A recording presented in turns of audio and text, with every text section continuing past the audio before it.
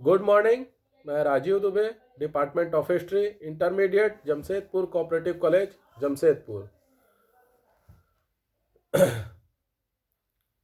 हम लोग देख रहे थे 12 के चैप्टर 1 सभ्यता के बारे में, हड़प्पा सभ्यता के संदर्भ में। उसी क्रम में हम लोगों ने एक लघु उत्तरीय प्रश्नों को देखा था, और उसी लघु उत्तरीय प्रश्नों में एक हम लोग देखते हैं, हड़प्पा वासियों के आर्थिक जीवन के विभिन्न पहलुओं का विश्लेषण कीजिए। किसी भी सभ्यता के लिए उसकी आर्थिक स्थिति और आर्थिक जीवन विकास के लिए बहुत महत्व रखता है। सभ्यता का विकास जब भी हुआ, नदी किनारे हुआ, और जब सभ्यता विकसित होने लगी तो उसमें आर्थिक रूप का बहुत बड़ा योगदान रहा, अर्थ का बहुत बड़ा योगदान रहा। हम लोग हमेशा पढ़ते हैं कि उनकी जीविका का आधार क्या था, वो लोग का और जिसकी जीविका का उनकी जीविका का आधार क्या था, वो लोग व्यापार कैसे करते थे।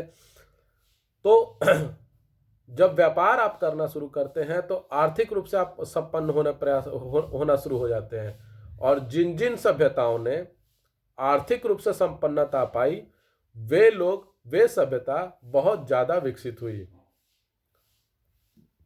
मेसोपोटामिया की सभ्यता ले लीजिए। मेसोपोटामिया की सभ्यता लगभग 4,500 वर्ष शुरू हुई और लगभग 600 वर्षों तक, 600 ईस्वी तक वह चली, 500 ईस्वी तक चली वह।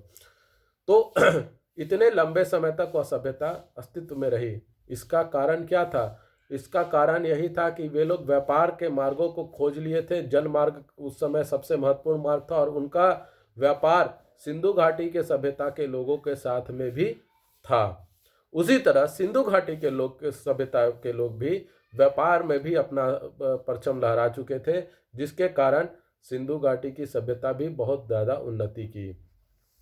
तो व्यापार हड़प्पा वासियों के लिए आर्थिक जीवन कैसा था? तो सबसे पहले आता है कृषि, क्योंकि ये किसी भी आर्थिक संपन्नता का एक प्रमुख आधार रहा उस समय कृषि। आज भी भारत में भारत को कृषि प्रधान देश बोला जाता है। और सबसे बड़ी बात है, हम जब अनाज खाएंगे नहीं तो काम क्या करेंगे? शरीर में ताकत रहेगी, खाएंगे, भोजन रहेगा तब तो कुछ करेंगे। तो कृषि हमें भोजन देती है। तो कृषि, हड़प्पा के निवासियों का प्रमुख व्यवसाय कृषि था। हड़प्पा के निवासियों का प्रमुख व्यवसाय कृषि था। खनन में गेहूं, जौ के अवशेष प्राप्त हुए। जब हड़प्पा सभ्यता की खुदाई की गई तो उसके खनन में गेहूं और जौ को मिला है, यानी कि गेहूं और जौ की खेती हड़प्पा सभ्यता में होती थी। उसके अलावा गेहूं, जौ, तिल, कपास, चावल, मटर इत्यादि की भी खेती होती थी। फलों के चित्रों के अनुमान पर यह अनुमान लगाया जा सकता है कि हड़प्पा के निवासी खरबूजा, तरबूज, नींबू, नारियल, खजूर, अनार, आम इत्यादि से भी परिचित है। इस तरह के इन सब फलों के चित्र भी प्राप्त हुए हैं। तो उनको देखकर यह अनुमान लगाया जा सकता है कि ये सभी फल जो थे उनसे भी हड़प्पा सभ्यता के लोग परिचित थे। दूसरा होता है पशुपालन। हड़प्पा सभ्यता के लोगों का दूसरा प्रमुख व्यवसाय था पशुपालन। ये लोग गाय, भैंस, ऊंट, हाथी और बैल पालते थे, परंतु अश्व का ज्ञान उन्हें नहीं था। खनन से प्राप्त अनेक जंगली जानवर के अस्थि पंजर प्राप्त हुए, जिससे सिद्ध होता है ये लोग पशुओं का शिकार करते थे। अब किसी अस्थि पंजर जानवर का प्राप्त होता है तो उससे यही लगा कि ये लोग शिकार भी करते होंगे।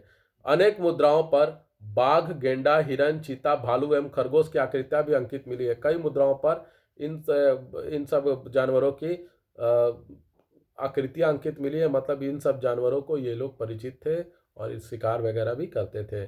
तीसरा आता है वस्त्र उद्योग। वस्त्र उद्योग यानी कपड़ा उद्योग। हड़प्पा से कताई बुनाई के अनेक औजार प्राप्त हुए, यानी वो लोग वस्त्र बुनना जान गए थे।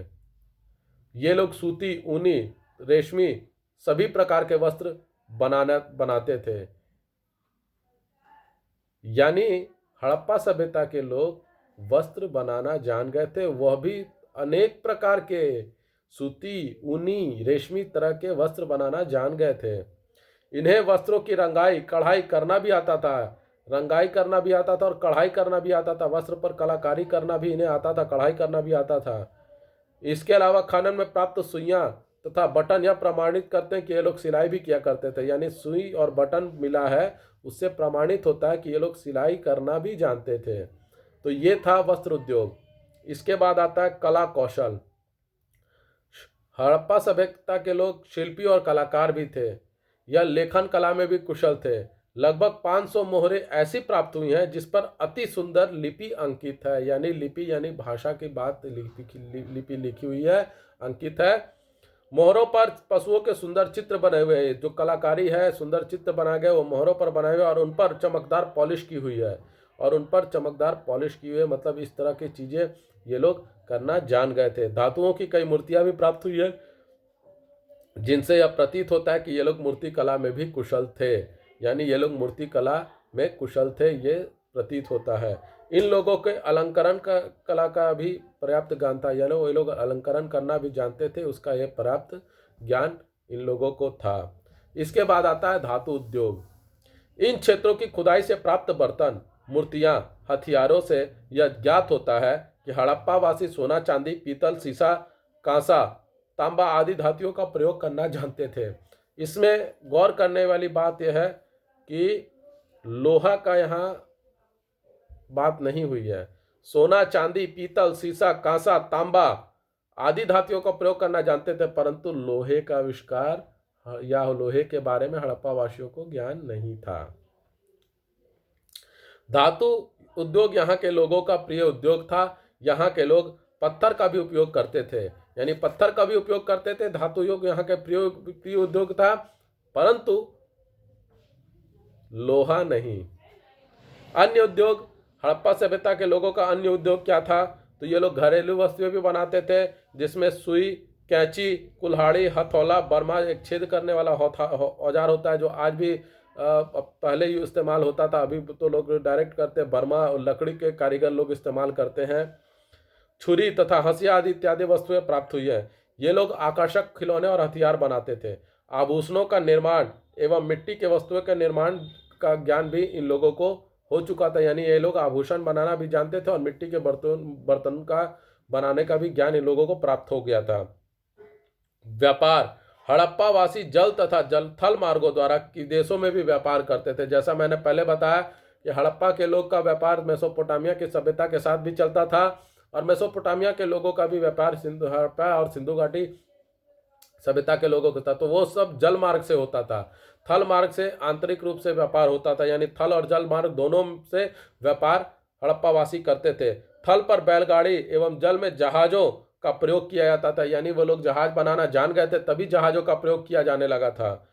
ये स्वर्ण, रजत, शीशा, तांबा आदि धातुओं का आयात करते थे। यानी सोना, चांदी, शीशा, तांबा आदि धातुओं को खरीदते थे। पिगेट के अनुसार संभवतः दासों का व्यापार भी होता था। खुदाई में एक तराजू एवं अनेक बाट मिले। यानी ये लोग तौलने का काम भी करना जान गए थे, तौलना भी जान गए थे। खुदाई में एक तराजू और बाट मिले हैं।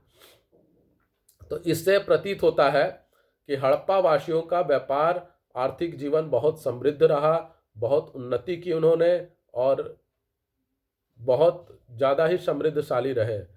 आज हम लोग इतना ही देखते हैं। आपको ये वीडियो कैसा लगा? लाइक करें, कमेंट करें, शेयर करें, ज़्यादा से ज़्यादा मात्रा में सब्सक्राइब करें। घर पे रहें, सुरक्षित रहें। धन्यवाद।